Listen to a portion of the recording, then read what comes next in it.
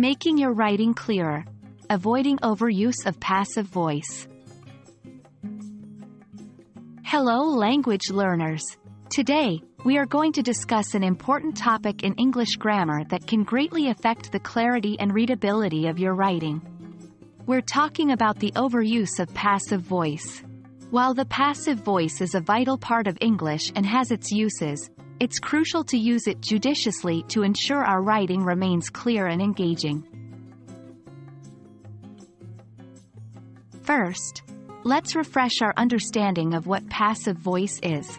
In passive sentences, the subject is acted upon by the verb, and the object of the action often comes at the beginning of the sentence.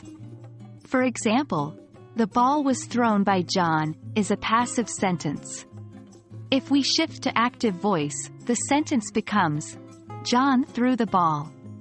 The overuse of passive voice happens when a text, or portion of it, contains more passive sentences than necessary. This can lead to sentences that feel indirect, vague, or unnecessarily complicated. Overusing the passive voice can impact the clarity of your writing. Passive voice can often make sentences longer and more convoluted. For example, instead of saying, "The cat chased the mouse," in passive voice you might say, "The mouse was chased by the cat." This extra complexity can make your writing harder to follow.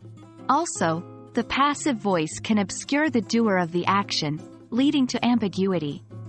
If you say, "Mistakes were made," it's unclear who made the mistakes. Using active voice, "We made mistakes," is more direct and clear. Overuse of passive voice can also affect the readability of your writing. Too much passive voice can make your writing seem formal or impersonal, which might not be suitable for all types of writing. Furthermore, because passive sentences can be longer, they may interrupt the flow of your writing and make it less enjoyable or more difficult to read. To avoid overusing passive voice, try to identify when you're using it and ask yourself if it's necessary. Could the sentence be clearer or more engaging in the active voice? If so, switch it. Remember, though, that passive voice isn't always bad. It's useful when the doer of the action is unknown, unimportant, or you want to emphasize the object of the action. The key is balance. A blend of active and passive voice usually makes for the most engaging and clear writing. That's all for today's lesson on avoiding the overuse of passive voice. Remember, it's all about balance.